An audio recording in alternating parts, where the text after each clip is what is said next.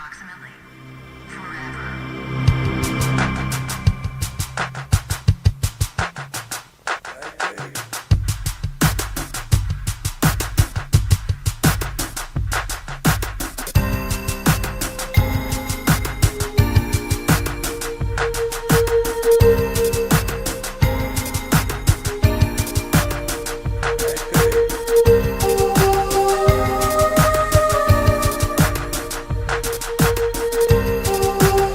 Cannot afford to be so politically correct anymore.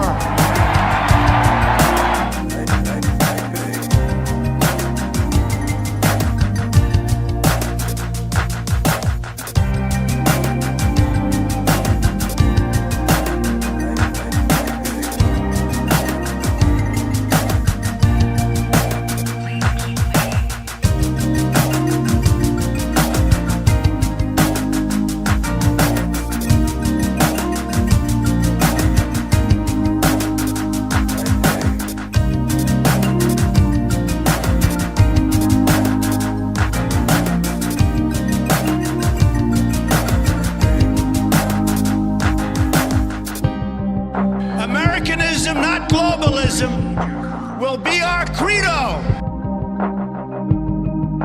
Please continue to hold for the next available representative.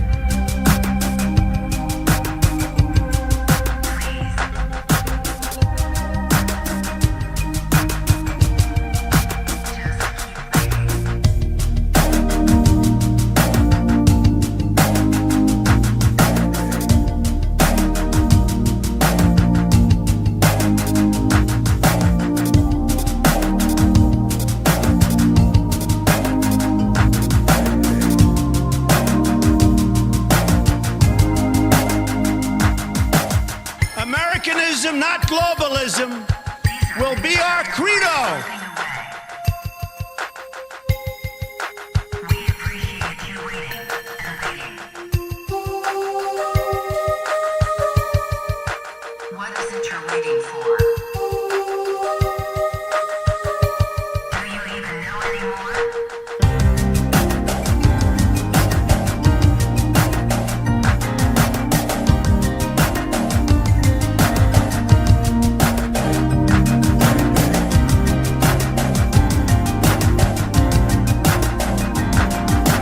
These are people who work hard but no longer have a voice. I am your voice.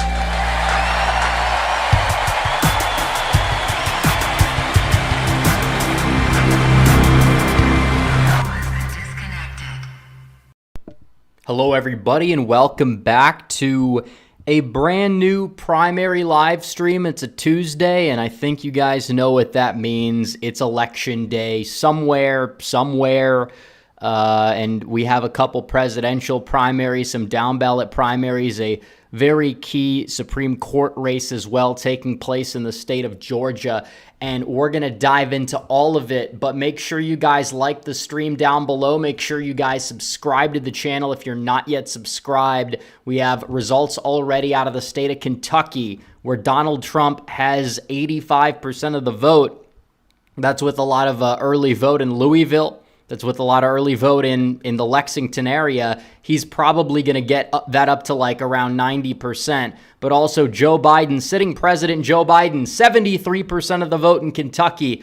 Oh boy, that's without a lot of rural Kentucky in as well. That number probably going to get down there in the 60s. He might lose a county or two. I know he's actually he's at 40% in one of the counties. It's all the way in. I mean, you're seeing this here. There's a lot of ancestral registered Democrats in Kentucky. I don't think Republicans even took them over in voter registration until I think 2 years ago or so. And even then, the lead is not very big, but still, you're seeing what's going on in Kentucky. Donald Trump, 85% of the vote of Republicans that are turning out, but of the Democrats, Joe Biden, probably going to fall below 70%. Not really a good look for Biden, but nevertheless, we have results down ballot. It seems like Thomas Massie is held on. A lot of these incumbents that had challengers are going to hold on. The 3rd congressional district, that's, I think, the one that has an open seat. It seems as if Craven has overwhelmingly won that district, or at least the vote that's been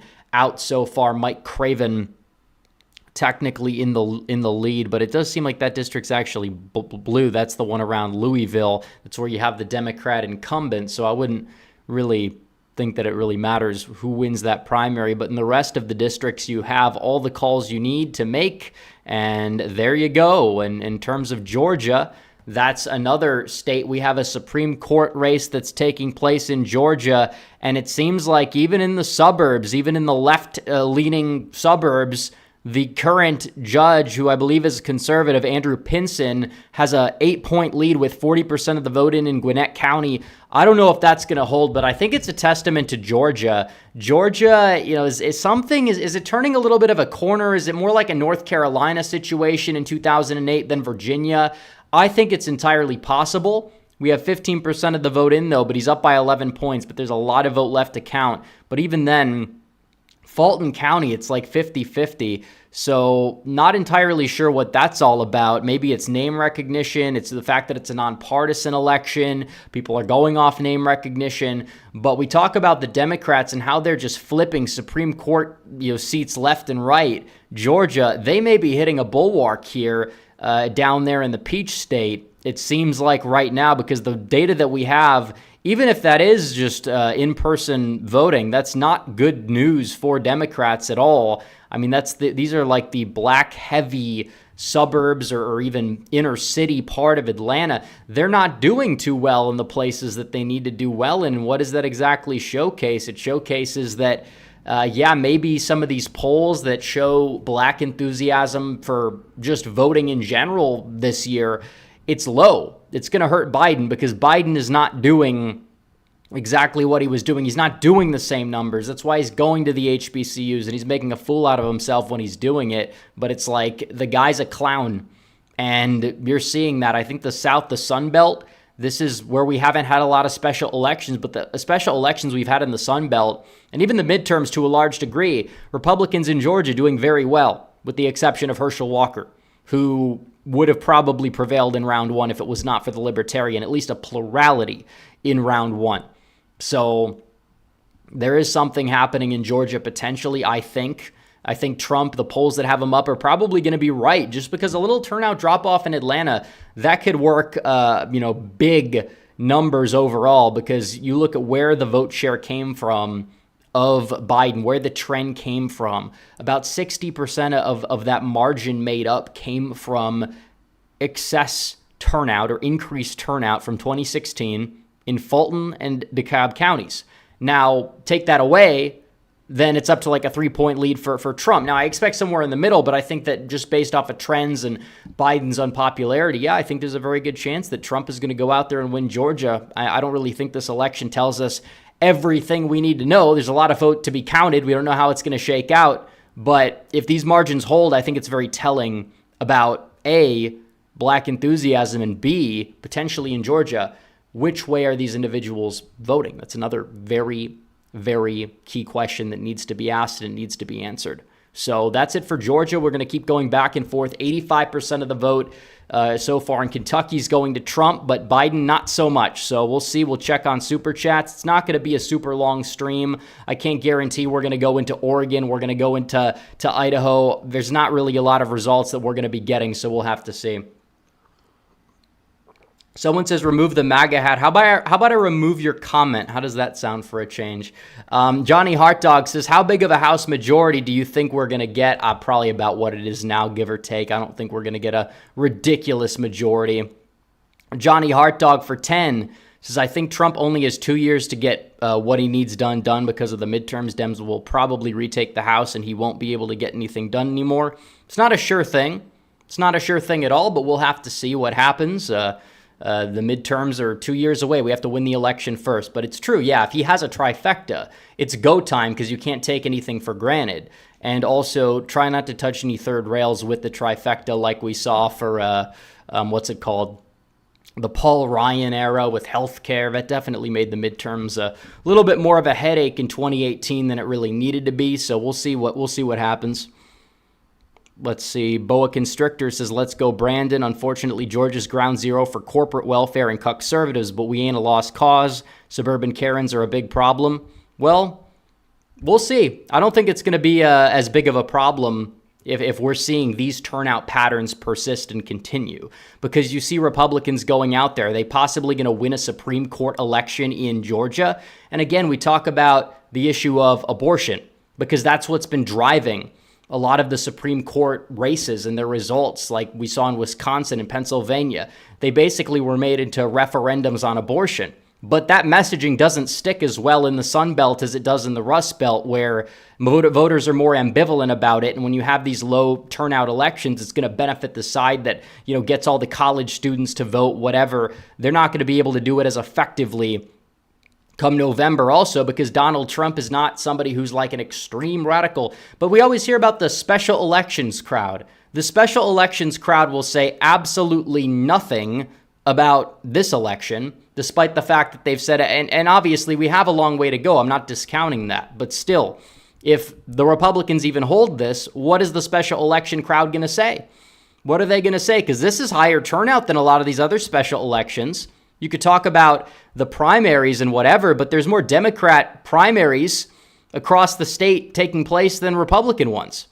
Republicans in District 2 and District 3, there's also some, but the other ones, Republicans that are running, are pretty much running uncontested. So there's not even MTG as a challenger. Maybe she, given the way that she's been taking a little bit of a more establishmentarian turn, maybe you could say she'd require one. But still, it doesn't tell us very much in terms of the primary turnout affecting the turnout overall for the state Supreme Court election, because it's kind of like a wash. But still, in some of these big counties like Fulton, Democrats are not doing so hot right now. SoCal Conservative says the MAGA hat stays on. So true. David Salovey says, why are you always for the establishment Republicans, and why do you back Haley over Trump? Tisk tisk. Presume that's some ironic super chat, because I don't think that's being serious. President Biden says, uncommitted for president 2024. Well, uncommitted's doing well. Uncommitted is, let's go back to Kentucky. Well, on the Democrat side, it's at 18%. Probably going to hit 20, because there's a lot of rural Kentucky. Like uncommitted, even in 2020, was getting 30%. And that's with like Bernie Sanders on the ballot. That's with Bernie and Biden and pretty much a lot of other people. But uncommitted was the option that was really doing numbers up in Kentucky, just like it did in West Virginia as well. Or was it even in West Virginia?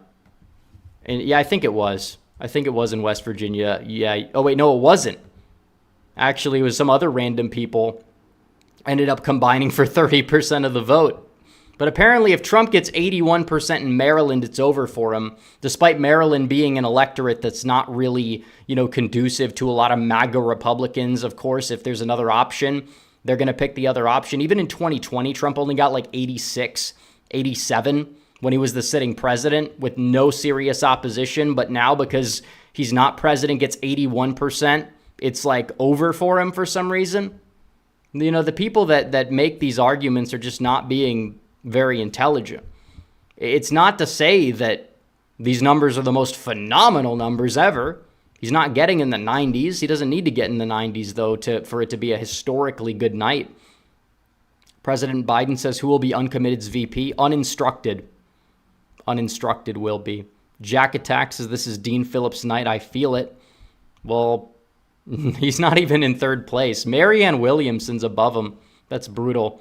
I don't even think, is he on the ballot he's not even on the ballot in Oregon. That's going to be an interesting one to watch, because a lot of these very far left people that are anti-Biden, they're doing a write-in campaign. There's no one committed, but just like Pennsylvania, we'll see what percent that can really muster up, because the Pacific Northwest is a lot of those Antifa, Palestine type of a primary voter, Bernie or bust types that back Biden reluctantly in 2020 just because Blump's bad. Then they realize that Biden's not fixing any of the problems they complain about, and they're like, oh, well, what's going to happen? Dalton Portwood says, Check out Kentucky District 66 race. Young Republican America First candidates are replacing establishment Republicans in landslides. District 66. Let's see. Oh, yeah, that's, he's on Twitter. Is it TJ Roberts or something? Yeah, he won big over some guy with the last name of Massey, but it's not Thomas Massey's spelling. It's just some unrelated person, and he beat the establishment Republican there. So, yeah, exactly. Says just shows how much the left has abandoned Appalachia. It used to be the home of the working class Dems. They hate white men and coal. I mean, it's true. You look at the 1996 election, and you go state by state. Bill Clinton's strongest state in 1996. If you want to go down and you want to look at the results, you can go state by state. The strongest state percentage-wise for Bill Clinton, well, maybe it was 92, but it was Arkansas, and then I believe it was West Virginia. It was Arkansas, then West Virginia. This was a very different time, but it was up there. It was up there. It was one of the bluest states in the country, and now it's one of the reddest states in the country. Yeah, it was actually, I think, 5th or 6th. I think it was 5th. But Kentucky voted for Bill Clinton twice, and then it voted for Donald Trump by 30 points twice. It's not, you don't have the Democrats of old, but that's why there's more registered Democrats than Republicans, or at least there were in Kentucky up until 2022. And also why you see Biden still getting like 71%. The rest of the people probably are all going to vote for Trump because they're just registered Democrats at this point. But they haven't switched their party registration. They identify as Republican. Midwestern Populist, his decision desk called the Supreme Court race already. That's brutal. Democrats really were hoping for a pickup in Georgia. And if they're looking at this, they're going to be like, okay, this is not working. Now, I have to look at spending for this race because that's another thing. I didn't even see that. I didn't even know this race was taking place until a couple of days ago. But if you look at the Supreme Court race that's happening right now, it shows you. It shows you that there is something going on in Georgia. You know, this is the only statewide election victory that we've seen for a Republican in a swing state, at least, over the past, ever since the midterms. And that's huge. So it just shows, where's the Democrat enthusiasm? Abortion doesn't work in Georgia as a message. It doesn't work in the South as well as it works in the Midwest, because a lot of people in the Midwest are either just like the far left people on it, they're very pro-abortion, or they're just ambivalent to it.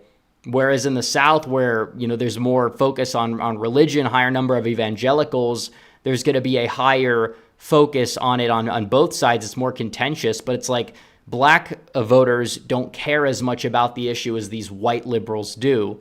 And I think you're seeing that here, and it's showing. It's less of a winning issue. A lot of the pro-choice, or pro-life, I should say, Democrats are actually minority, but they just obviously don't care enough about it either way to vote Republican. Let's see. The Iranian Putin sent a member chat. It's been 3 months and gifted a membership. Thank you. M says thoughts on the Convention of States. Well, didn't they need to flip more state houses in the midterms for them to actually get that to happen? It didn't happen. So they're going to need Nevada. They're going to need to flip some of these state legislature chambers, houses, and the Senate in order to kind of have enough members to convene a constitutional convention. Could it happen one day? It's possible, but down-ballot Republicans just haven't been as effective at winning elections to the point where I'm not so sure it's going to happen in the near future. Base Cat says Georgia evicted Stacey and her 2,000 meals. Exactly. What happened? This was supposed to be the turnout powerhouse led by Stacey Abrams. I think she just ate all the ballots or something. I don't know.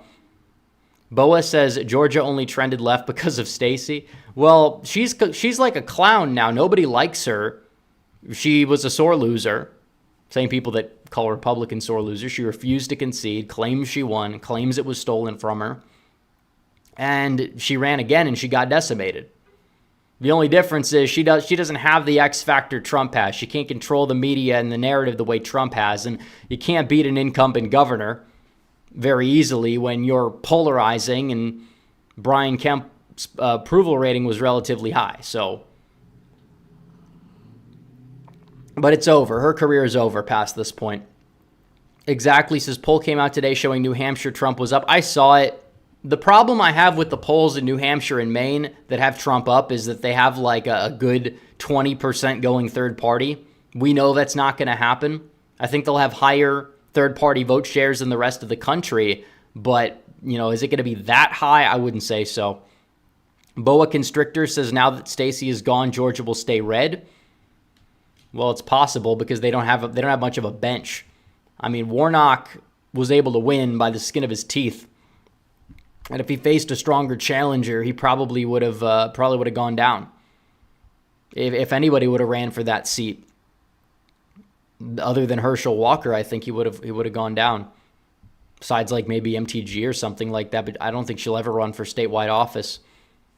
And she wouldn't get destroyed either. It would still be close because of how polarized Georgia is. Let's see.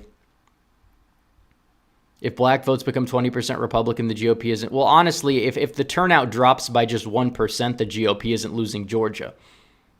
That's kind of what people don't seem to understand about the whole black vote dynamic. Black vote, turnout dropping basically gave Trump the White House in part in 2016, but it's not talked about enough because people always talk about the percentages within groups. Trump got a higher share of the black vote in 2020 than he got in 2016 by 2 to 3 points, but it wasn't enough because at the end of the day, Biden, his vote share also went up because third party vote share went down for one, and for two, turnout just skyrocketed. Hudson Dean says Abrams' gap in losses became wider than her teeth. Now, I don't know about that. That's close. Shout out to Glenn Hutchcraft. Dustin Enoch says abortion is so clearly a 10th Amendment issue, it hurts that it dictates so much national politics. Well, if Republicans are viewing it as a 10th Amendment issue, it's not going to stick as well. This is what people don't understand. Now when they're polling, should it be left to the states or should it be decided nationally? It's now polling 50-50. When the Supreme Court rules on something and it becomes law of the land, people just get used to it. It's always been that way. It was that way with gay marriage, sadly. And it's been that way with a lot of decisions about prayer in schools. It's been that way about a lot of decisions in the war in court in general.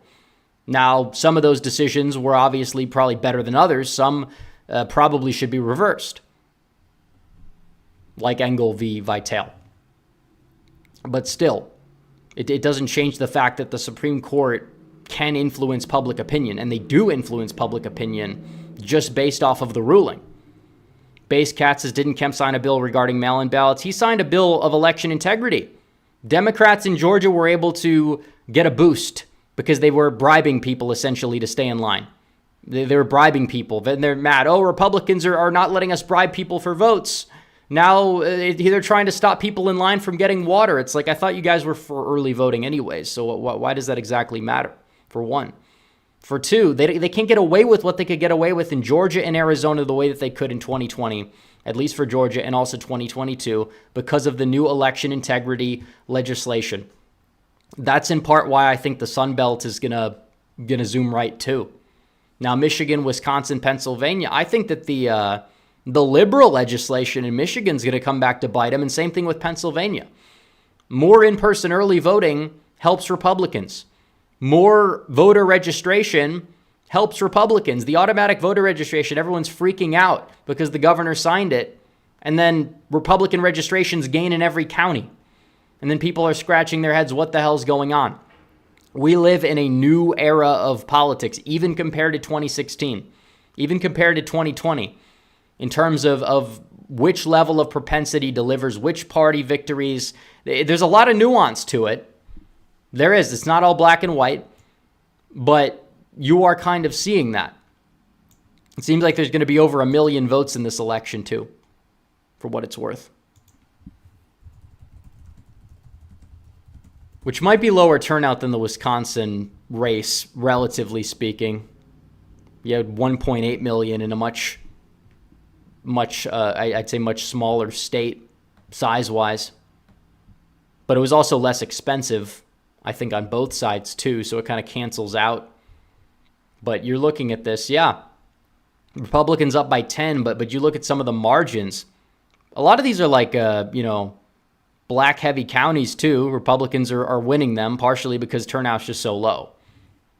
And maybe that'll change as more votes come in. I don't know if they're counting early first, mail first, whatever. But still, the more votes that have come in, Republicans still are maintaining their lead. They're growing their raw vote lead. It's now 36,000 votes. That's a good sign. Luke Newman says, can we take down Warnock and Ossoff in 26 and 28? I think it's possible. Depends on who runs. If we run Herschel Walker again, it's not going to end too well. M says, thoughts on the RNC lawsuit against Nevada for accepting mail-ins past Election Day? Do I think anything will come of it? Well, they're doing that a lot less from what I gather now than they were in 2020 across a lot of states, but I don't know what's going to come of it.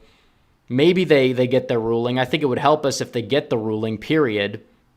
Although I'm not entirely sure what that's going to lead to. But yeah, in terms of that, I think we're going to win Nevada regardless. I think it's not going to be by 6. It'll be by like 2. But I mean, Nevada may never vote Democrat at a presidential level until like next decade, just based off of the way that the state is moving. It's a safe haven for conservatives fleeing California. They go to Vegas area and they move there, and it's causing it to move to the right. Not every most Californians moving out of California are not liberals. That's what people seemingly don't understand or didn't for a while. I mean, I'm not saying that certain pockets of them aren't in Austin, because they are.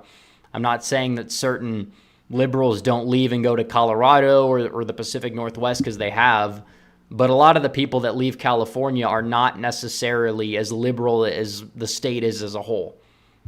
But it's ironic because California keeps getting a little bit redder as more people move out. And that's why the popular vote, I think, is shifting more Republican than it used to be, because the big states are not going to be as Democrat as they used to be, because I think people are realizing that the amount of people moving out just has to deal with the fact that the policies aren't working, and they're seeking a little bit of a shift. Now they're saying Kamala Harris might run for governor of California if Biden loses, and it's like that would be a winnable election for Republicans if they put up the right candidate, which I don't know if they'll find one or put the right candidate up, but it is winnable if they put up like a moderate that people can actually like get behind. Somebody like a Glenn Youngkin type or something like that, because Kamala Harris is just that hated. It's possible. I'm not saying it's guaranteed. I'm just saying it's possible that she could lose to the right Republican statewide. Somebody said, if Steve Garvey gets like 44% of the vote this November, then yeah, it's possible. Because it's a lot easier to become a governor of a deep blue state if you're a Republican than to be elected senator of a deep blue state if you're a Republican. So, absolutely.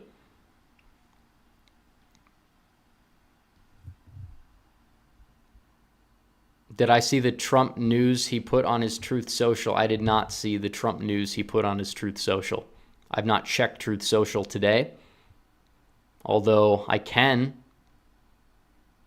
Doesn't seem like there's anything other than endorsements that he's posting. He's coming to, he is doing the Bronx thing soon. He's doing the Bronx rally. That's going to be interesting. I think it's on Thursday. But yeah, Trump at 86 in Kentucky. I mean, yeah, Biden, he's 68%. Oh, that's brutal.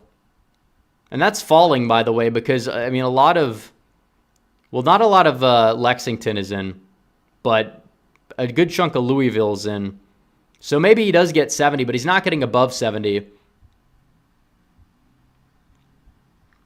But 86, yeah, that's probably going to be higher when the rest of the votes come in, because a lot of these are seemingly early.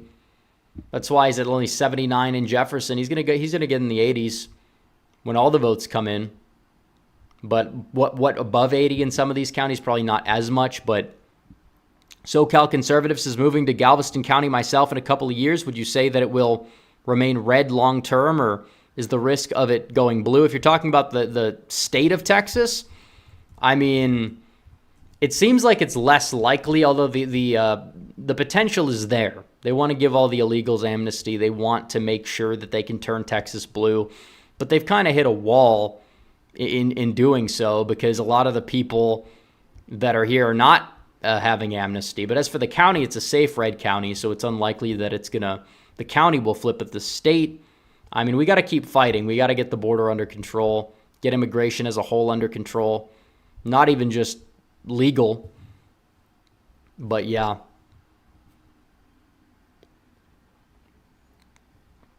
But the state is filling out. We'll go back to Georgia. We're probably not going to stay on for very long. I'm not saying that we're going to end the show now, but I mean, Idaho is probably not going to report any results for an hour or two. And all the races are pretty much a done deal. The 2nd district is probably the only competitive primary, but Mike Simpson's going to probably win it, sadly. And then Oregon, there's some stuff in Oregon, but not a lot of contested stuff. But that's probably not going to be reported until 3-4 hours from now. I just don't feel like we're going to stay on for that long, but we'll watch the Georgia and Kentucky results for sure. Donald H. for 10 says, can you explain to me what abortion constitutional amendment means on the ballot in certain states? Does it just make abortion legal again and make it to where red states can't ban it? It would just make it to, in that state, they say that abortion is a constitutional right, so they can't ban it. Charlie Howard says, what's your opinion on the North Carolina governor's race? I think it's going to be very competitive. I'm not writing Robinson off. I think people that do that are not being serious in this case. Now, is he favored? I mean, I feel like if anything, he's more likely to be favored now than he was a month or two ago, because they hit him with all this dirt and the polls haven't moved. If anything, they bounced back a little bit. I mean, some polls have him up. So I think it depends. If Trump wins the state by 5, I think he can win. If he wins it by 4, he still could win. But who knows? Democrats are cozying up to Biden in the state. That's not really a good strategy, because usually in order for Democrats to do well down ballot in a lot of these races, they try to at least appear more like center, even if they're not, which they're not, but they try to have that appearance. And it's harder to do that in a case like that. Also, some forgot says, so I take it Georgia's safe red. I wouldn't go there yet. I wouldn't be saying that quite yet, but it is looking to be good. If in some of the deepest counties in a special election, Democrats aren't turning out people, and this is a statewide election, this is not some special election with 1% turnout in the middle of nowhere and Democrats do well because the 10 people that show up happen to be Democrats. Donald says, so does that mean overturning Roe is useless? No, not at all. It gives states the power to make their own decisions is what it does. Just because Michigan has a constitutional amendment that protects abortion does not mean that the state of Georgia and their laws are going to be overturned. Now, I think that the pro-life movement has a lot of work left to be done, and they had a common goal they united behind, which was let's overturn Roe v. Wade. They did it, but where do they go from here? They've been dropping the ball in messaging. There's been a lot of infighting, what the next step should be. It should just be to keep chipping away at the laws in every state where possible. If you can get a 15-week ban in, get it in. If that's the most you can do, don't overplay your hand, though. You keep chipping away. But also be smart about how you navigate it, because the word ban is a very strong word. It's not ban, it's common sense restriction is what it is. Because the word ban usually means, you're going to ban abortion. They will ban abortion, even though it's there's a little asterisk. People don't see that. The average voter doesn't see that. That's why Democrats were so upset when Trump came out and said he does not support a national ban. They were running around for a couple weeks like a chicken with their head cut off. And then they tried to tie him to Arizona. But then Trump's numbers went up in Arizona. He's up in Arizona by 5 points. Meghan McCain is having a mental breakdown as we speak. Democrats probably aren't even going to, in my opinion, try as hard if they really think the Senate race is a done deal. Biden, I don't think, is going to contest Arizona and Georgia as much as he did in 2020. I think that he's mainly going to focus on Michigan, Wisconsin. It's the smartest strategy he can do. It really is, because he needs to win all three of those. Trump needs to win one, though. Like, that's the thing. Biden needs to win all those states. Trump needs to win one. Think about it. And even if Biden wins all three, Trump still has other paths. You know, maybe Nebraska second. Maybe you talk about a Maine at large. Maybe you talk about a New Mexico. I don't know. I don't know if we're ready to go there yet, but I'd like to see some polling. Do I think Trump's winning New Mexico? Probably not. But still, the fact that we haven't seen any polls there in the past 2 years, basically, that haven't been anti-Trump internals, kind of showcases that, yeah, I mean, if Arizona's close, if Georgia, all these other states nearby are moving to the right, maybe there is something to say about New Mexico. Maybe it can open up the electoral map. Although we always talk about it and it never happens. Charlie Howard says, out of the Rust Belt states, which Senate race does the GOP have the best shot of winning? My opinion is Hovde in Wisconsin. Yeah, probably, because the attacks on him are just so bogus. Like, they call him, apparently now they say he's an anti-Semite because he said something about the World Economic Forum. They're running with the article. The liberal counterpart made a video about it. Doesn't know what the hell he's talking about. But I mean, in all seriousness, I mean, it's not a guaranteed flip, but it's like, I think he has the best shot. But I'm just saying the attack lines they're throwing at him are just deranged. Usually that's a good sign. Usually that's a good sign. Not all the time, but usually. Because they are scared. But will they stick as much as like the attacks on Dr. Oz did about the carpet bagging, everything like that? I mean, maybe not as much, because Hovde actually grew up in Wisconsin and started his business in Wisconsin, but happened to live in a different state. So the goalposts keep shifting on that matter. You can kind of see it in real time. Samuel Harrison says, what do you think the outcome of the New York case will be? And when will we get the outcome? Probably soon. I think yesterday the prosecution rested their case. There's like no way that there's anything else that can be said at this point that would change anybody's mind. As for what the verdict will be, I mean, it could be a hung jury. I think that's probably what I lean towards. It could, I mean, honestly, if it was a unbiased jury pool, it would absolutely be an acquittal. But a conviction, I don't see it happening just because of how bad the case has been. I think it'll just take one or two people. It only needs to take one. But yeah, hung jury is very likely. It doesn't matter at that point what happens, because they're basically going to throw the trial out. Maybe they could bring it to a retrial. You know how long that's going to take to happen? It'd be a joke at that point. If they actually retry it again in a couple months, it's just going to boost Trump's numbers. Because then it's like, why are they bringing him on trial again? This is like double jeopardy. Even if it's legally, technically not, it has that appearance. Base Cat says, what's the best way to red pill a liberal woman? Well, I mean, you'd have to... it just honestly depends is the real question, because in terms of liberal women, it depends what kind of liberal women you're dealing with. If you're dealing with like a social justice warrior type of crazy liberal, then probably you're not going to be able to red pill them. But if they happen to just be like a, relatively apolitical, like liberal, Democrat, whatever, that doesn't really, isn't really all that active in politics. Maybe they like a couple tweets or Instagram posts that are political here and there. I mean, that's pretty easy. Women, in many cases, will conform to the political beliefs of the guys that they're with. So that's another thing to take into consideration. I mean, that's why when women get married, they tend to be much more Republican than they are before they get married. Unmarried women are the only, if you break it down by demographic, which is pulling the center of gravity based off of the gender marriage dichotomy, it's mainly unmarried women that are pulling the country to the left, because all the other groups, whether it's married women, whether it's married men, or even unmarried men, they all vote Republican to varying degrees.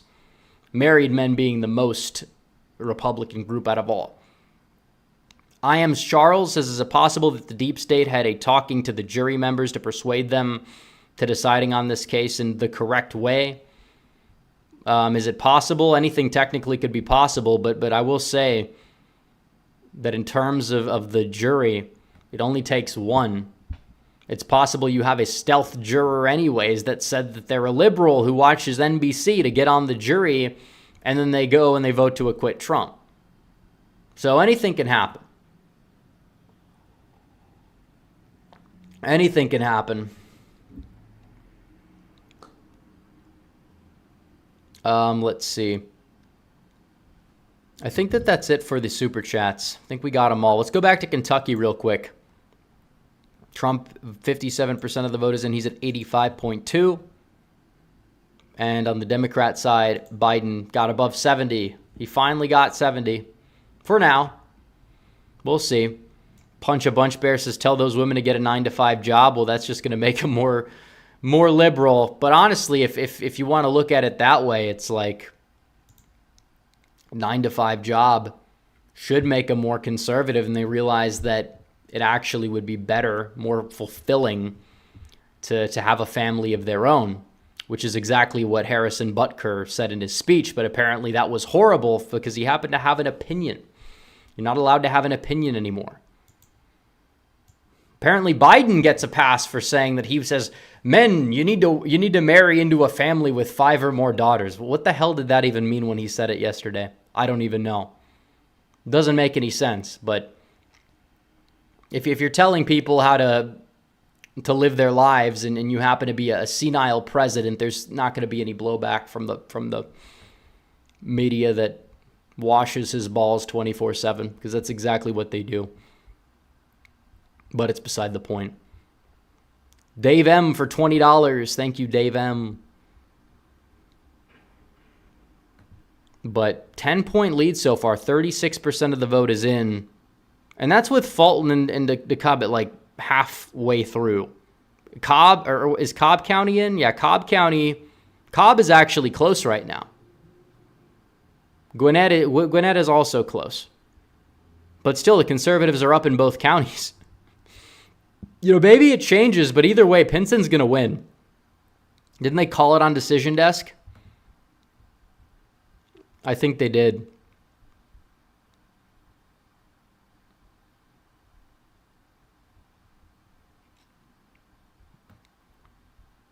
Conservative used to mean less government. That's always kind of been a straw man, to be honest. And that's not conservatism, that's libertarianism.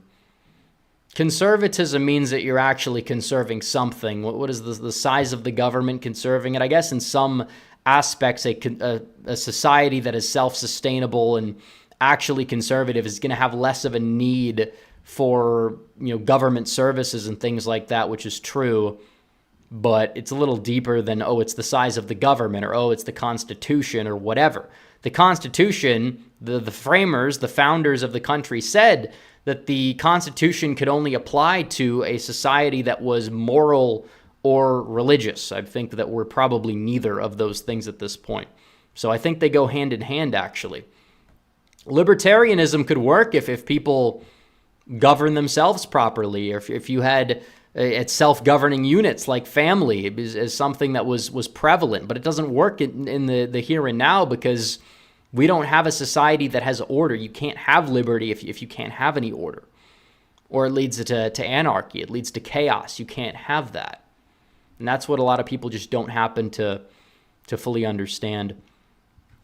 Oh yeah, and also the Fannie Willis is running for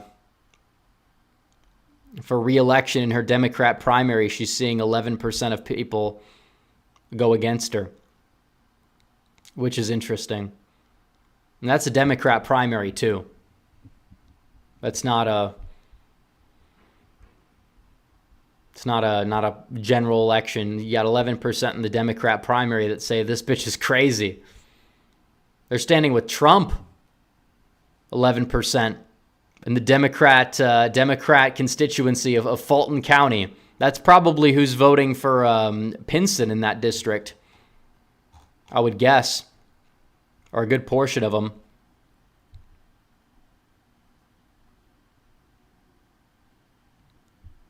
Some guy keeps spamming about something about Trump and Truth. I told you, I looked at Truth Social. What news? You could just tell us the news. There's no news. I don't see any news. If someone wants to break down this news that I'm missing, feel free. I'll try to see what you guys say about it in chat, but I don't see anything big on Truth Social, because if it was that big, it'd be talked about on Twitter, it'd be talked about everywhere. But I don't see it.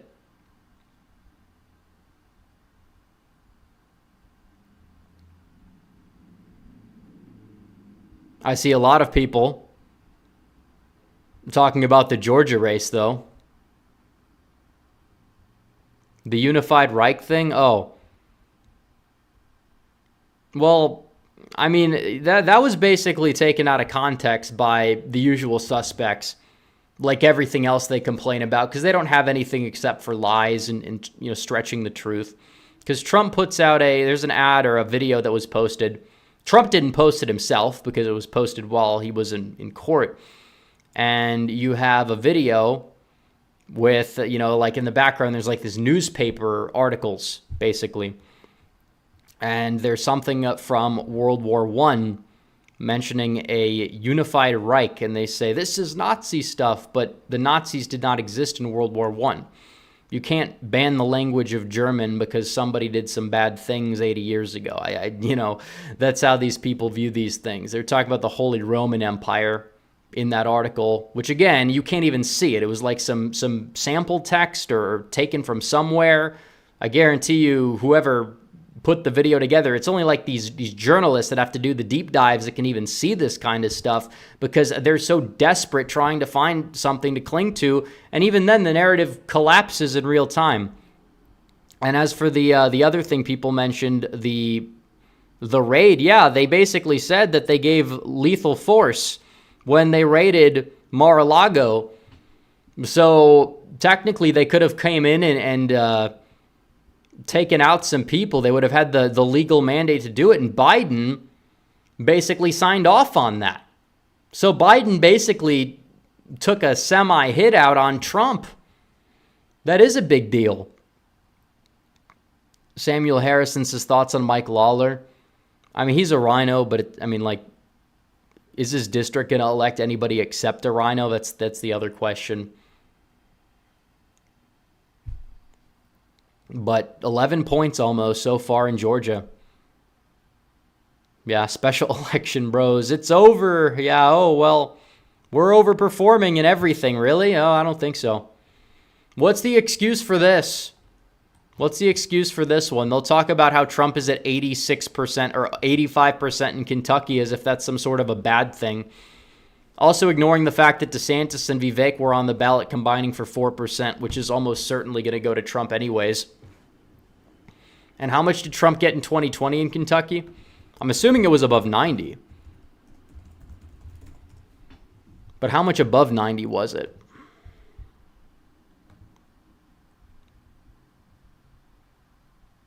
Oh, he was unopposed. Doesn't quite matter. But Biden got 67% last time. He's only at 71% as the sitting president. And that's without a Bernie Sanders on the ballot or anything like that, too. So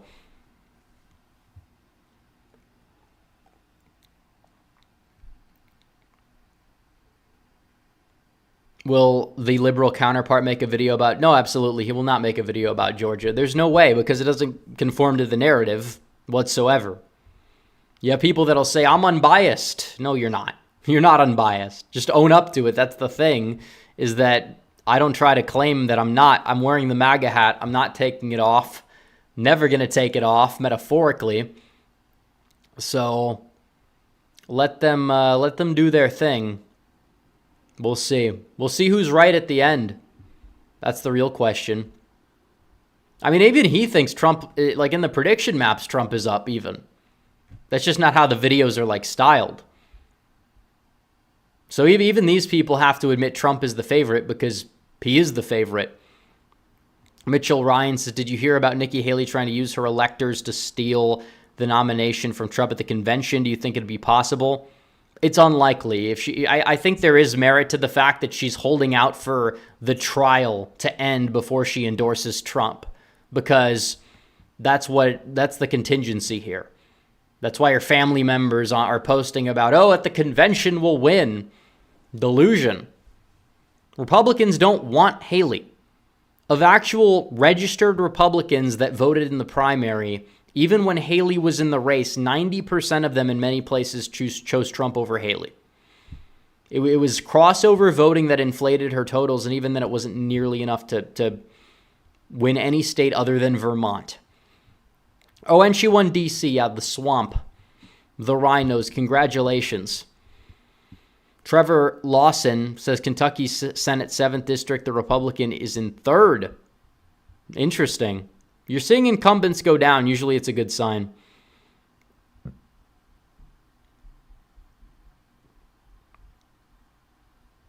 So, yeah. 11-point lead for Andrew Pinson. Dave M. for 10 says, we have to hope the jury does the right thing. No one in America wants to be subject to phony justice. OJ got off. Yeah, well, you don't want a reverse case of that, for one. For two, there's more evidence that would suggest that OJ's innocent than suggests Trump is guilty. I can't blame the jurors for looking at what they could see in that case and then coming to that conclusion. Doesn't mean that OJ's innocent, but there's far more evidence of OJ being innocent than Trump being guilty for anything they've charged Trump for. Anything, all the 90 counts or whatever, whichever counts even remain, possibly going to go down even further after this case if it's a hung jury or after the Supreme Court possibly rules on immunity. Not saying it's going to throw out everything in that D.C. case, but it could gut the case significantly. So, yeah. But no, apparently it's over for Trump because he was indicted. Remember that? Remember, if he gets indicted, he can't win. And then he zooms up in the polls. Seems like everything I've said about this election cycle, from the primary data to everything else, has become true. We heard that the polls after Iowa would revert and Biden would get a boom. In fact, it was the opposite. Trump went up after Iowa for a little bit of a period. And Trump hasn't trailed in the popular vote since September. We're almost to June. That's why Biden wants to debate. Biden isn't just campaigning like the polls have him down. He's governing like the polls have him down. That's really something.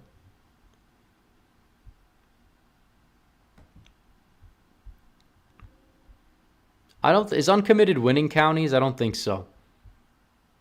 But Biden is below 40% in several counties, which is unheard of for a sitting president to be below 40%. Obviously, yes, I know it's Kentucky, but still, Kentucky is not as, Democrat-heavy registration-wise as it was even, 4 years ago, let alone when Obama was running. And even Obama in 2012, he still got like 60% of the vote. Although uncommitted did win counties because it was just Obama and uncommitted on the ballot. But that was back then. And turnout in that primary was much higher because the registration advantage was much higher. It actually was higher than the Republican primary was. Republicans only had 176,000 voters show up. That primary had like 200 some thousand show up. Central Kentucky elevators sent 2. Message retracted. Anyways, guys, like the stream. We only have 500 likes. Let's get up to 1,000. Let's get up to 1,000. Make sure you guys like the stream. And subscribe if you're new. We just hit 180,000. We're on the road to 200,000. We got to get there. I don't know when it's going to be, but we're going to get there eventually. Tristan for 10 says, should Trump offer Lake the VP in an attempt to get her to drop the Senate race, or is that too risky? I would hate for Arizona to be stuck with the... No, he's not going to offer her the VP. That would be a disastrous decision for him to do. We always talk about wanting the... Because if you think somebody's a liability in a Senate race and you want to extend her the VP, no, she's running for Senate. She's not as much of a liability in that department as some people think. She has an outside shot at victory. She's going to be the nominee. He's not going to do that. In fact, he got her to run for Senate because he didn't want her to be VP. Because, you have 2 people who are similar in policy, and then you have somebody who is very, it's the same thing with the Vivek stuff. Everyone wanted Vivek or Lake to be Trump's VP, and it's like, okay, so you have people with no political experience on a ticket with an outsider. Yes, Trump is more than 2016, still not entirely sufficient. B, they're too similar to Trump when the role of the VP should be to be different than Trump in certain aspects or expand the coalition. And C, are kind of like alphas in a way, which would make Trump and them butt heads at times because Trump's the alpha and needs to be the alpha. That's kind of how it works. You can't have 2 people on the ticket that are too similar for one reason or another. VP is a very, very ceremonial position. It's going to go to an established politician, hopefully one that's not too much of a hack or a sellout to the establishment itself, and we'll be fine with whoever it is. Base Cat says, you think Trump could make AOC lose her race? No, absolutely not. Central Kentucky's elevator says, how would you have voted in 2004? I'm guessing Bush in 2000 against Gore, but Kerry in 2004 to protest Iraq war and outsourcing. Honestly, Bush in 2000 probably makes the most sense. But I can't make a case for either in 2004. In retrospect, things would have been better for the GOP had Kerry won, because he would have, had to deal with the recession and the war instead of Bush, and he would have gotten probably destroyed in 2008. So we'll see. Dave M. says, Haley has been meeting with her donors, including Reid Hoffman, and hasn't endorsed Trump yet. I'll bet she has a price. I like Tulsi and Rubio. Either one brings in the holdouts. Well, Haley's not going to be VP. I don't know what Haley is trying to do. It's very possible she meets with these donors regardless, but who knows? LF Fun says, do you think Brooklyn Dad gets paid by the DNC? I don't know, and I don't care. I hope they do pay him because he just makes us look better, because he's just awful. All those resist libs make Trump look good in comparison. They're just clowns. So I hope they're wasting money making themselves look bad. Exactly says, I think Trump is begging to be Epstein if he chooses an establishment VP. They have to be scared of the VP pick. Well, why wouldn't they just take out the VP pick then? I never understood that take. I never understood the take. They're not, if they were that afraid of Trump, then they would have done it already. It's a little bit deeper than that. It's not something that's on their bingo card because they can't do it. They know they can't get away with it. Because then the game would basically be up. And people would know, oh, there is a deep state. Oh, they are doing this. It would cause a lot of chaos they're not ready to handle. And they would never do it. Peaches for 2, thank you for the super chat.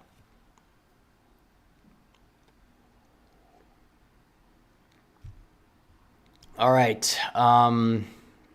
Milky Way Gaming says, why specifically do blacks not want to turn out? Well, you could ask the same question to disaffected whites in the Midwest. I mean, it's the same concept. The only difference is they like Trump. And the black voters that aren't showing up don't like Biden at least as much as they did. And they don't feel enthused to turn out for Biden. That doesn't mean Trump's going to get 20% of the black vote. I don't know what percent he's going to get. It's probably going to be somewhere around 14, 15. But it doesn't need to be super high. People are talking about the percentages. They're not talking about like the drop-offs, which actually have more sway in terms of the end result. But yeah, Idaho. Yeah, we're probably not going to get to Idaho. Polls don't close there for another hour and a half. We're not going to go that long. We'll probably go for another 30 minutes to an hour. Sussy Boy says right goes to conspiratorial. Referred to the VP pick. At times, yeah.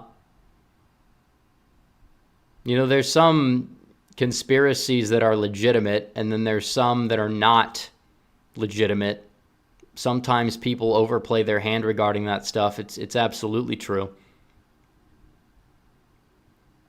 Let's see. Trump's lead in this primary, I think that's a record number of votes for a Republican primary in Kentucky. Because I think 2016, I think it was earlier, wasn't it?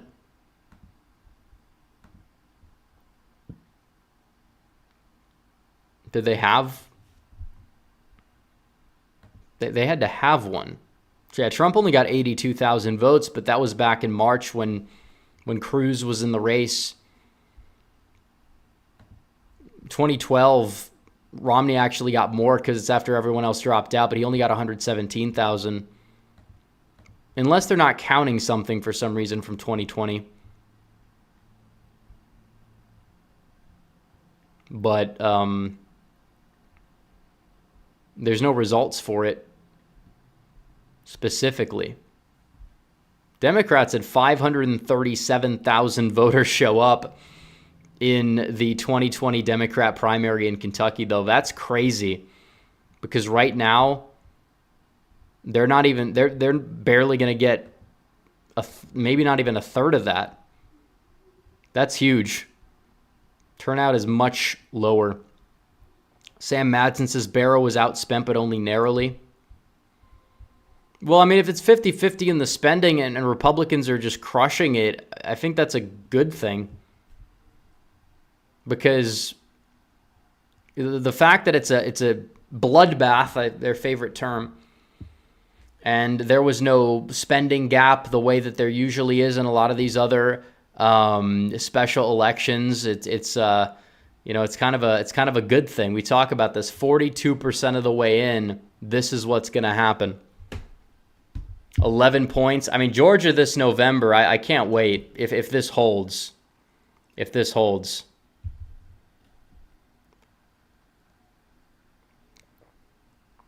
Let's see. Ben Carson won't be chosen for VP. Ben Carson's not going to be chosen because, he's old as well. He's old. They're not going to want to put somebody on the ticket who is going to go out there and, I guess you would say, throw off the dynamic because you want somebody who contrasts. Carson contrasts in some ways because he's more mild-mannered. But at the end of the day, he's somebody who is in his 70s, and he's too soft is his problem. He's too mild-mannered. You need somebody who could at least give it to Kamala Harris in the debate. He doesn't exactly do that. And Tim Scott is not the answer either. Doug Burgum, in many ways, is not entirely perfect, and people overlook his past. Tulsi is a wild card. It would be an intriguing selection. I don't know how that would impact. You talk about someone who's anti-establishment that might help the ticket. Yeah, maybe you could say with independents, but I'm not entirely sure how much pull she would have. It's not going to be DeSantis. If you pick someone from Florida, it's either going to be Marco or it's going to be Byron Donalds. We'll see. It's probably not going to be Vance. He hasn't spent a lot of time in politics. I think he's going to want somebody that's been in office for at least more than 2 years, you would think. Somebody like Sarah Sanders, as people are mentioning, from what's it called? Or Arkansas. Yeah, she's barely been governor. I don't think that she's really on the short list. Are we looking good in Utah? Yeah, Utah's fine. Trump was never in trouble in Utah. They always say he is. In fact, I think he's in good shape. It could be a swing state in like the 2040s. It just depends on how the state moves. You don't want it to be another Colorado situation. But the Mormon Church has a lot of pull, and that's helped Republicans stay afloat. The Stags, Stags is down in the one poll they took, but it was just one poll. There's not usually that big of a discrepancy between the conventions and the what's it called? The conventions and the primaries. There's some gap, but there's not that much of a gap, and the establishment vote's going to be split. And the state party endorsing Stags definitely is going to have some pull. Lyman will have no shot, in my book, just because of the fact that he's going up against an incumbent governor who is not super popular, but he doesn't have that much money or that many resources to compete. But it could be closer than people think in the primary. I hope it's as close as it possibly is. We'll see. Spencer Cox is awful.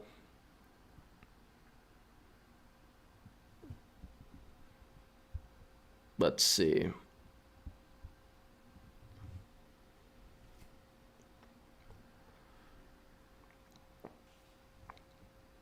But 12-point gap. Oh man.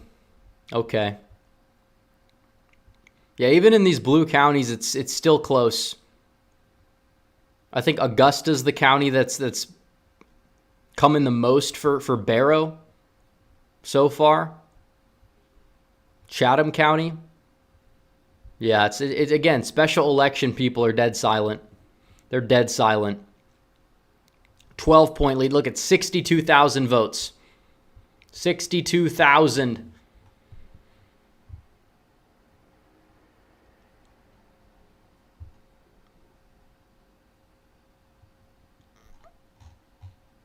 But yeah. I mean, what election have you seen where Clayton County with 50% in is 50-50? I mean, going for the conservative, that's unheard of. Now, obviously, it's true. I think it's true that because there's no official party symbolism between the two, that's kind of impacting some of the results. It's easier for some nonpartisan conservative to get black people to vote for him than somebody with an R next to their name. That's just the way it goes. But still, for it to be a 12-point race with much of the Atlanta area in is huge. That's a million total voters and voter turnout. How many registered voters are in Georgia?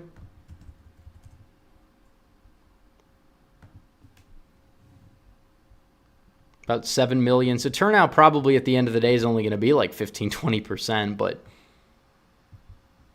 I mean, it's higher than a lot of these other special elections. The Jackals of Terra Argentum says, honestly, even if Trump's all KFC diet caught up with him, a good majority of Americans would still blame the deep state. The worst thing that could happen is for him to expire. They wouldn't survive. Well, we'll see. I don't think that he's I don't think he's in bad health. He's lost a lot of weight. He's got the same height and weight as Lamar Jackson. He's 6'3", 215 pounds. That's what he weighed in when they weighed him at the when he got arrested, quote unquote. He got the mug shot. That's what he weighed in as. So, yep. Trump is high energy. VP could be Marco. I think surprisingly, he goes. See, this is the thing with a lot of people. He goes on the liberal media once. What's it called? Yeah, he goes on the liberal media once. Then people like him again because he owns them. It's just how the wind blows. Like, there's going to be people that are upset with Trump's VP pick, regardless of whoever it is. It could be anybody. You pick a name, there's going to be people upset. It doesn't matter who it's going to be. There's going to be a lot of people that are going to find some flaw with them, be upset at it, and then they're going to do one or two things or give one speech, and then everybody's going to love them. It's not going to be Nikki Haley or somebody like that, but whoever he picks is going to be somebody that people are going to like. I think Trump knows that too. Punch a Bunch Bear says Trump should call him Sissy Spencer. Well, he's not endorsing against Spencer Cox. We'll see. But, hopefully there's some upset, but I don't know. All the Dems would bring up Marco's 2016 statements. I mean, who is in contention for VP, though, that hasn't said anything bad about Trump? Let's be real. Like, Tulsi Gabbard was a Democrat who endorsed Biden in 2020. Doug Burgum opposed Trump when the whole Access Hollywood thing was going down. Like, Vance said a lot of things about Trump that were pretty scathing. I don't know. The VP pick, like I said, it's a little bit overrated. Whoever he picks, he's going to pick, and I'm going to support the ticket, and I hope everybody else does the same thing. That doesn't mean that there aren't some picks that would probably help him win a little bit more, that are probably better on the issues than others, but Trump is going to be the one to weigh that decision. That's it. He'll be the one to weigh it.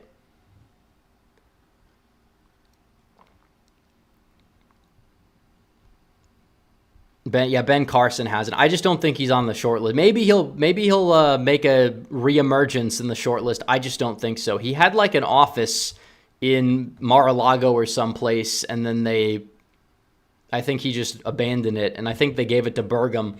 That doesn't mean Burgum's going to be the VP either necessarily, but I don't know. Carson he's a good man.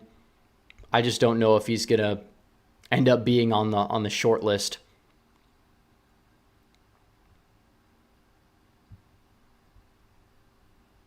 It's not going to be Nikki Haley, and we're going to be fine with that. That's all I can say.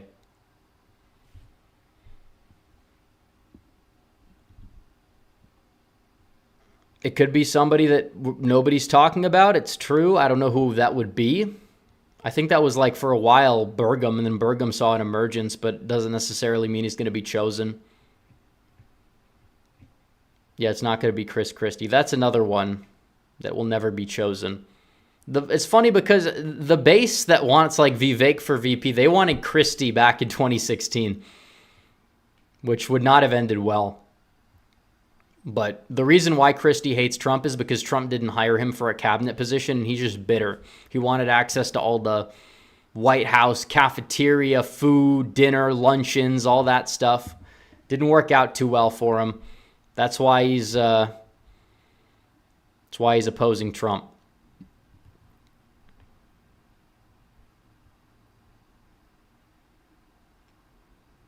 But yeah.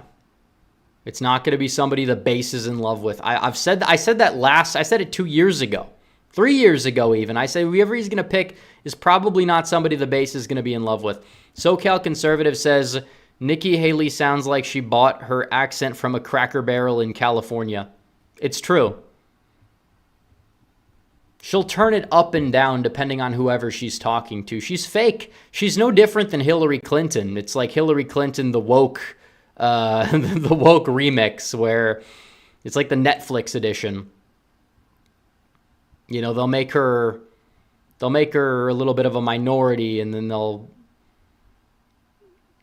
change her up a little bit. But the underlying message and honestly policies in many ways are identical.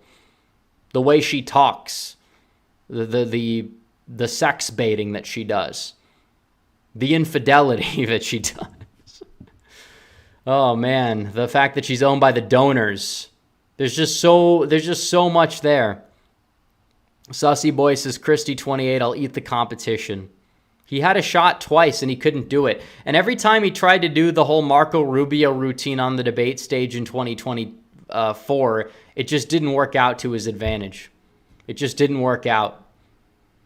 And it's like, you can't run a campaign in a Republican primary that's explicitly anti-Trump and expect to win. You can't run a campaign that's against the core tenets of Trump's agenda and expect to win. Like, we give, and I will still continue to give DeSantis a lot of trash, but at least he tried to like pretend to give half-baked Trump talking points. The problem is it didn't really land well, because you can't beat Trump when the real thing is right there, and you don't have the same charisma, you don't have the same anything, and Trump was obviously going to win the nomination regardless. Just running against him doesn't do anything. Trump and Haley, though, from the get-go, that would have been just those two, would have been more intriguing, because they could just show the contrast from the get-go, and you wouldn't be spending an extra $100 million.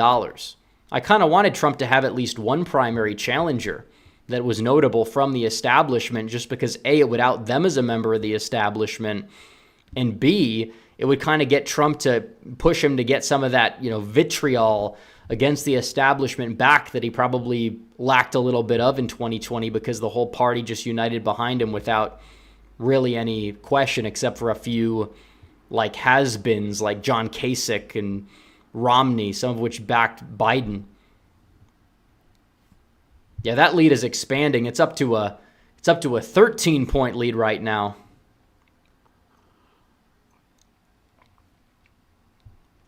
Sam Madsen says, for such a pro-choice area, the Midwest used to elect a lot of pro-life Democrats. Well, a lot of them in the rural areas are not necessarily pro-choice. They're more ambivalent is what I'll say. They're not going to... I'm not saying that there isn't a concentration of pro-choice, pro-abortion type of voters in rural Michigan, Wisconsin, because there are, but I feel like at that point, they care a little bit less about the issue, and they just don't turn out for a lot of these things because they're just disaffected. The Democrat primary electorate's changed a lot since 20 years ago as well. I mean, you could even look at Kentucky. This is kind of a glimpse of what you would see, where you have a lot of these people that are Trump voters, probably 30% around there, 20-some% of the Democrat registered electorate that turned out tonight probably did vote for Trump, will vote for Trump. Biden's not exactly in a very good place right now. Historically, at least in Kentucky. Last time there was, 500,000, 600,000 people that voted or that turned out for that primary. Now it's going to be less than 200,000 when it's all said and done. Meanwhile, the Republican primary, for the first time in a long time, maybe 2016, I don't remember, but it's outpacing the Democrat primary. And I think actually in 2016 they did not do that. Hillary actually won that primary, surprisingly, especially because Bernie Sanders won West Virginia by the margin that he did. But yeah, uncommitted got 5%. They just said, I'm fed up with it. Those were all Trump voters. Guarantee it. I can guarantee it. VP is overrated. Anybody who says, I'm going to vote this way if it's based on the VP, they don't know the VP doesn't really change policy. The VP's just there. VP's kind of like a balancing act with the party. So you can unite the party. Even the party's pretty much united behind Trump anyways. Like some of this 6.1% that turned out for Nikki Haley, how many of those voters are actually like Republicans, and how many of them are just like the opposite of the people that are turning out for Dean Phillips or uncommitted? And even then, how many of these people are more likely to come home to Trump than like the Haley voters in South Carolina or New Hampshire, where they were all Democrats? VP is a figurehead. It's a glorified optics role. True.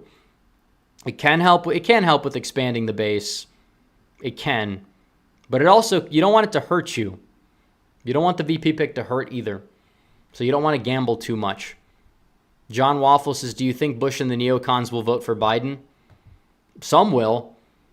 I mean, the amount of neocons that have endorsed Biden compared to last time is much, much lower, though. He's losing support from some of those people. Doesn't mean they're going to vote for Trump. It just means they're not voting for Biden. People like...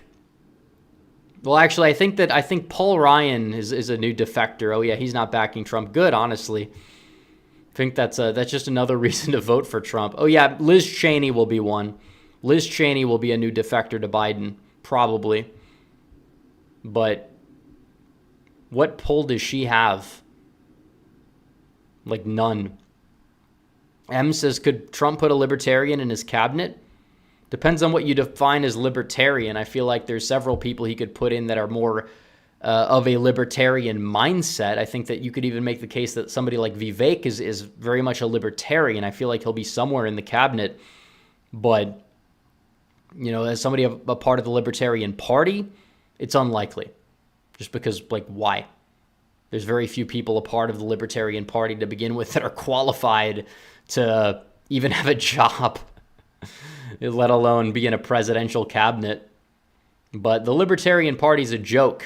But I think it's a good thing Trump's going to their convention, because it kind of shows that, oh, well, maybe we can give some libertarians who usually vote libertarian a reason to possibly get behind Trump and have him give a speech.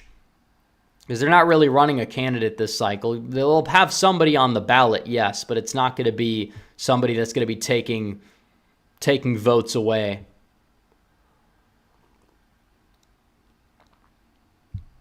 Marilyn Degatti 83 says, hey, Rep, it's my birthday today. Is there any solid America First wins? Well, happy birthday, first of all.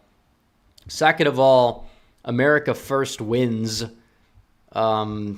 I mean, there's no new primary. There's not like any primaries that are going on that are that contested aside from the 3rd district. And Mike Crane's probably the best of these three candidates, but of these two, Brian Jack is the better one.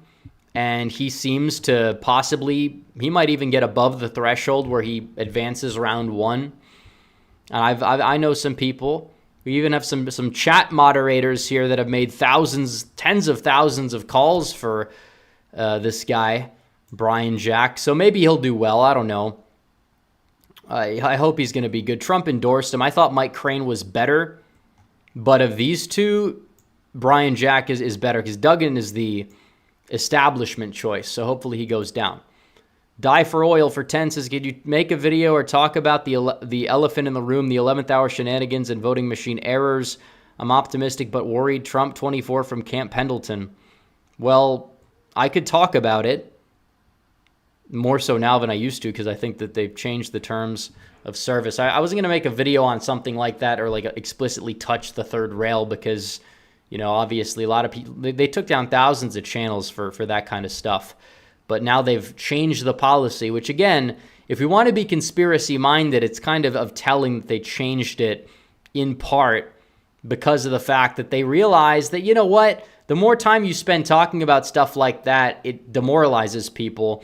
And when they do that and they demoralize people, then people are less likely to vote, and then they don't even have to do anything to win at that point. So I think that in terms of the integrity of the election, there are concerns about the 2024 election.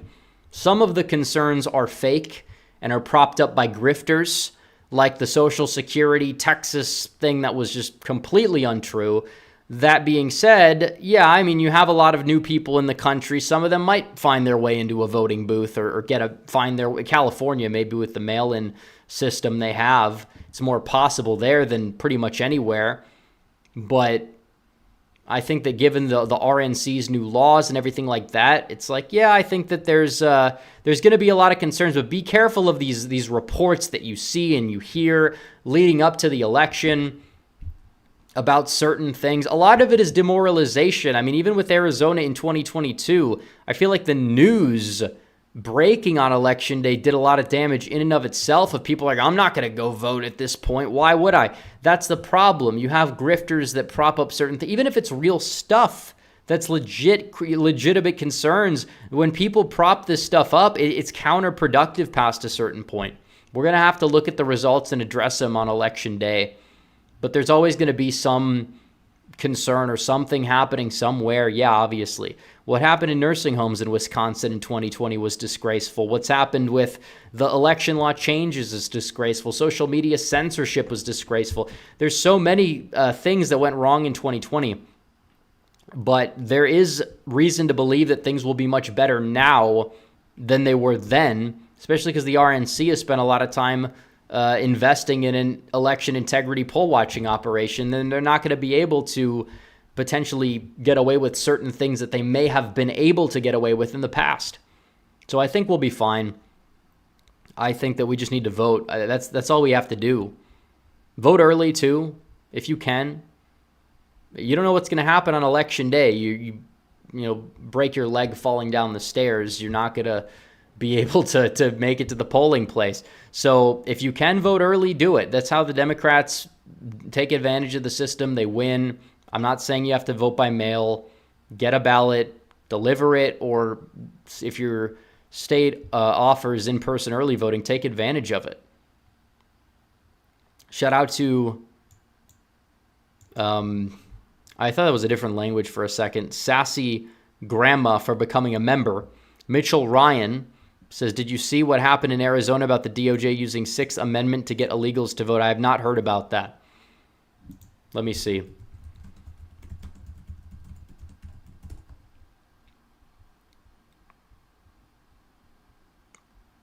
I can't exactly see what that's referencing. Sixth Amendment.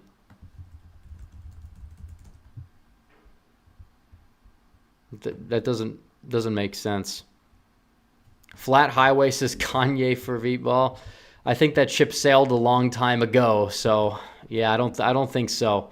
I don't think it's gonna happen. You know, it's funny. He actually ran for president. There's an electoral map on Wikipedia of counties and the vote share that Kanye West got in 2020.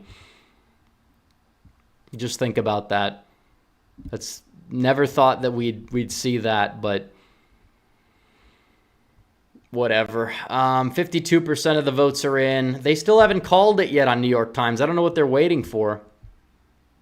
You got higher turnout here than you had in the initial primary. You had 588,000 on the Dems. Yeah. You already have higher turnout for this election. Let's go back. Yeah, 13-point lead.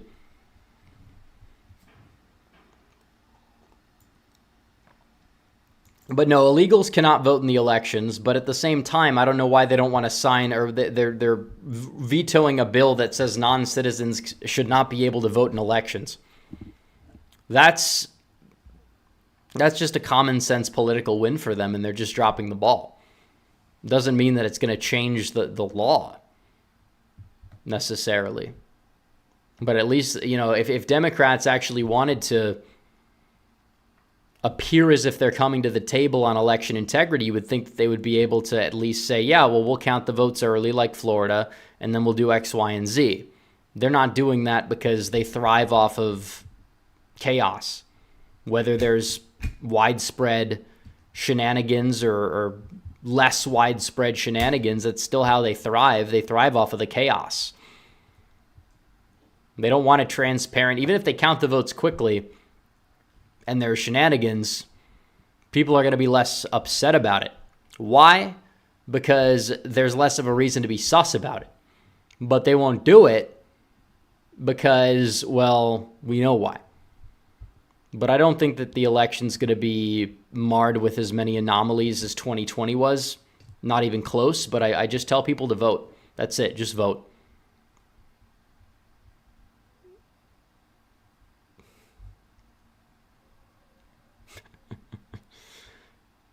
Let's see. Someone said Kanye is crazy. He dragged his woman around. I thought that was Diddy. That wasn't Kanye. Unless I'm missing something new.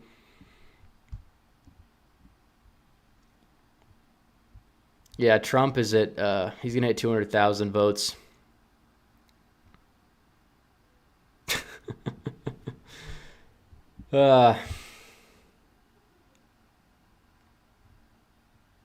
What else is new? If you guys want to send in any more super chats, we could get to those. We'll probably go on for another 15 minutes or so. It's not like there's any results that haven't fully been like decided that are actually of consequence, because there's just not. So we'll see.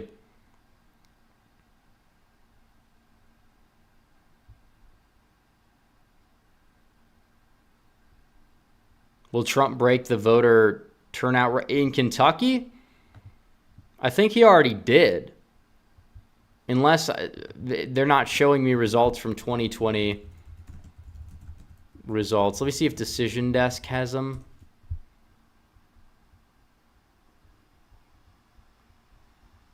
Yeah, I don't know what the raw vote total was in 2020. Probably not if that's the comparison, but for a contested primary with multiple people on the ballot, he broke the record. Yes, he did. But I can try to see what the results were in Kentucky in terms of raw votes. Yeah, Trump got 371,000 votes, but he only got 86%. So Trump is actually getting the same percent almost he got in Kentucky in 2020, but it's over for him. Okay. Flat Highway says Candace Owens for VP. That's also not going to happen. I don't know why people keep talking about commentators and stuff like that as VP. Like, the role of the VP is going to be somebody who probably has political experience, can help Trump's agenda. If anything, they want to have a role pass his agenda more easily through Congress. You know, some of these commentator ideologues, maybe they could find a role in the cabinet somehow, like chief of staff or something like that, and get a policy advisors. But VP is mainly a position that politicians are going to get. I can't even think of a single businessman or an outsider who Trump is currently considering to be VP.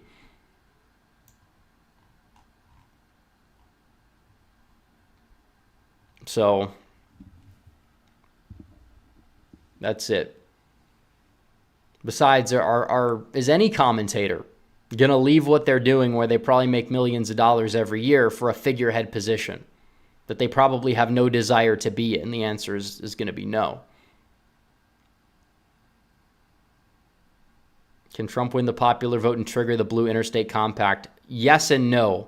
The compact is unconstitutional. It's not real. It would never work whatsoever. I hope he wins it. That would be huge. Sussy Boy says Candace thinks she's way smarter than she is. She pisses off a lot of people. She does thrive on controversy. Like, that's objectively true. She does thrive on controversy. And it's worked out for her. I mean, she's gained a big, massive following. She's always worked off of controversy.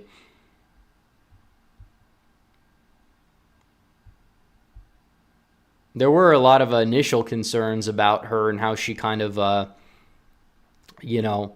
started off as a liberal who became like a conservative overnight in 2017. But I don't think that it's like she doesn't believe what she says, or that's like a total grift. I think a lot of it is she's just like motivated to kind of by certain things that happen, just to kind of go out there and spite people, which kind of ties into thriving on controversy. Flat Highway says Eric Holcomb for VP.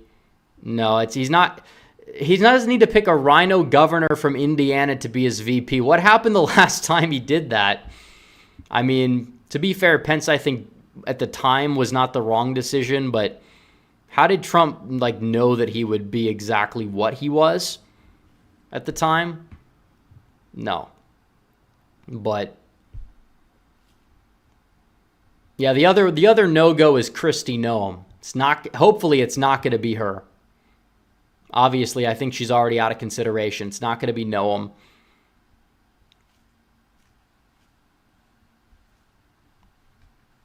Pence is a footnote in history. Exactly.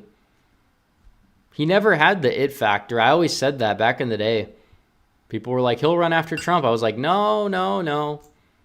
And I feel like I've been vindicated on that. It's now a 13.2% lead. Tulsi used to be conservative when younger. That's kind of why I trust Tulsi more than some people, because and she's also motivated by spite too. She's somebody who would go out there, just do anything to spite the DNC. That's why I feel like she's moved right on a lot of different policy.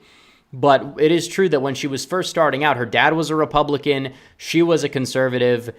She was a conservative for a long time. And even on the debate stage as a Democrat, when she was running, she was the only one that said that she would favor some sort of like abortion restriction and certain things like that. So personally, I don't think that she's like the greatest in the world. But if she was the running mate Trump selected, it's not going to change my vote, and it shouldn't really change yours. Charlie Howard says Lee Zeldin would be a good VP choice. Yeah, I think he would be. I just don't think that he's going to be selected. I think he is mainly looking for some, I don't know, maybe a cabinet position, RNC leadership, but he didn't run for chairman, so who knows what his next step is going to be. I'd like Zeldin. I just don't think he's going to. I don't think he's going to be VP. But you never know. You see people rise and fall all the time.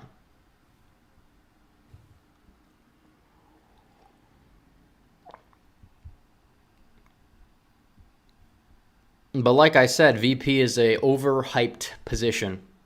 And some people don't like hearing that, but it's true. It's a name on a bumper sticker. It's somebody who is going to debate Kamala Harris. It's not like it's super hard to take her down on a debate. And you need to pick somebody who's not too controversial or too similar to the point where you're able to expand the coalition, kind of. But not somebody who's too outside the coalition to the point where it would hurt you with your own base. So it's like I said, it's a balancing act. Flat Highway says Ice Cube for VP. Well, didn't he help write the Platinum Plan or something like that? But yeah, he's not going to be chosen. I think it was Ice Cube that helped write the plan. I don't even think he endorsed Trump either. That's the problem. 2020 Trump endorsements. Let me see. Non-political endorsements. I don't even think he was in there. There's a lot of people in there. I don't think he's in there. Yeah, he wasn't in there.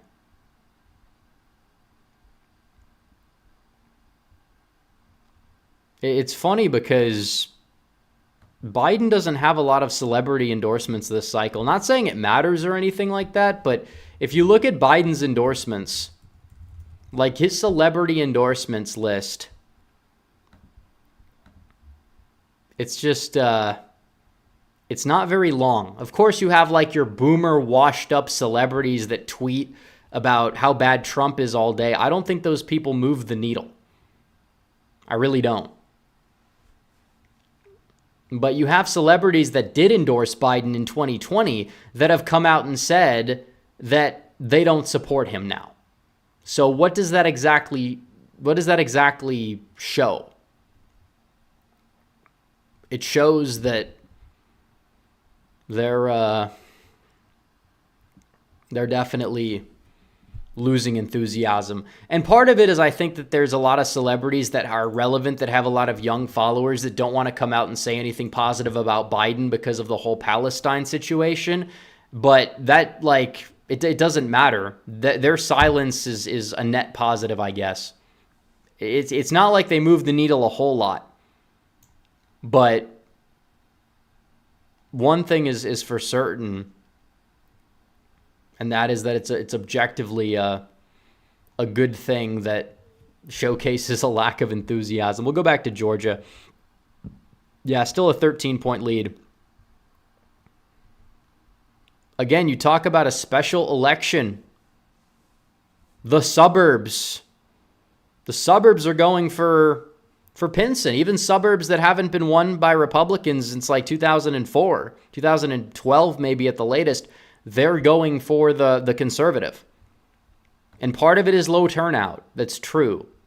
But still, all the other elections had low turnout. All the other ones did too.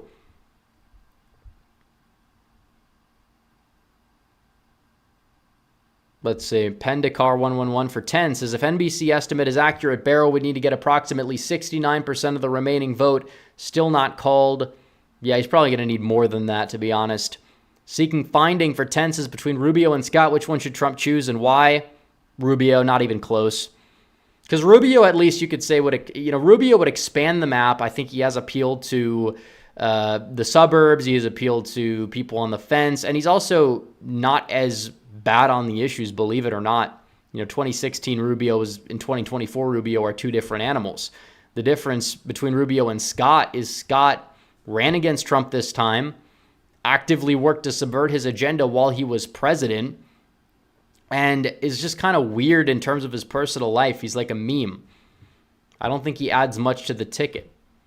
Rubio, on the other hand, he's probably the best choice for like electoral prospects. Colts for Super Bowl 49 says Biden's position on the Israel-Hamas war is pushing Haley voters to vote for Trump or RFK in November. Well, if they were Republican to begin with, then yeah.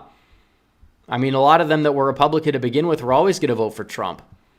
The problem with the Haley voters is a lot of them were never with Trump, and they were just crossover voters meant to meddle in the Republican primary, just to own Blumph.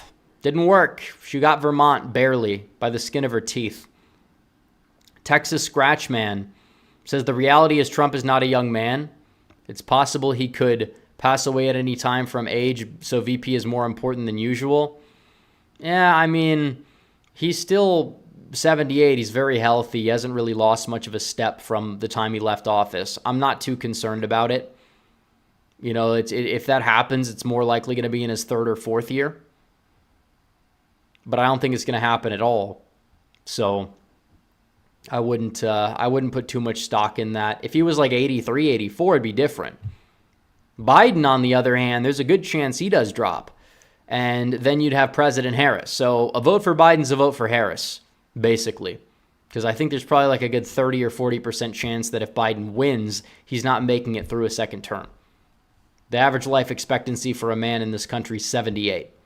Biden would be 86 before his term would be over. That's like 2 standard deviations above. Yes, he has better care, but he's also in a state of mental decline. And you can't deny that. They try to gaslight and throw it back on Trump, but the two are night and day. Has Trump ever done anything like this? Act into law.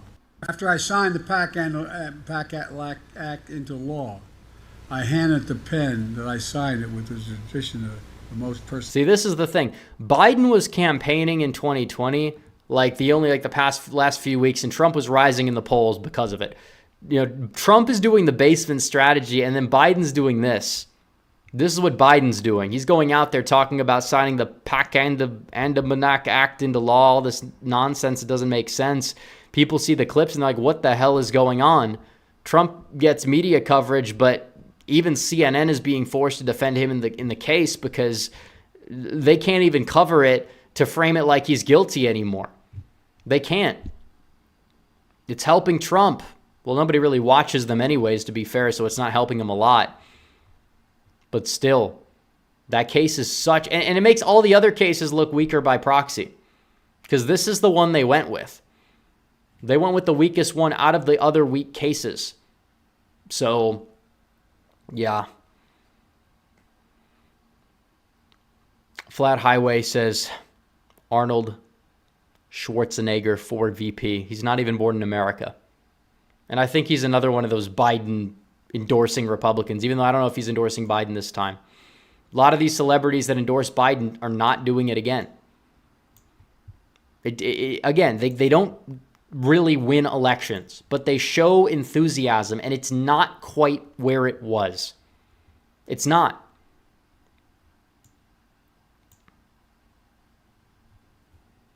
Where's the enthusiasm? I don't see it.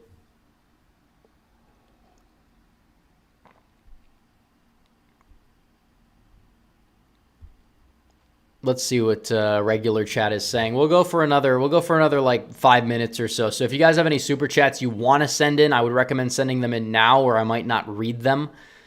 Do I think Biden was on something during the State of the Union? Yes, I obviously.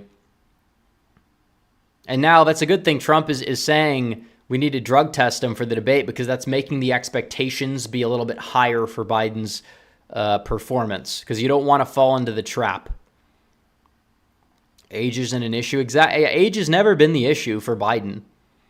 My attack on Biden has never been he's old. You know, would people probably prefer to have a younger president? Yes, but the attack on Biden is that he's brain dead. He's brain dead, he's incompetent. That's always been the attack on Biden, and it sticks. He appears older than he really is because of how he acts, because of how he talks. If anyone a primary with 90%, yeah, I mean, it's a Democrat primary in a very Democrat area. She got 88.9. That's not surprising. Not quite surprising. Now, the Republican in the general, they're probably going to get destroyed, but we'll see. Maybe it could be closer because of the corruption scandal. NBC called it. Well, why isn't the New York Times? I've already called it pretty much. Republicans hold this thing.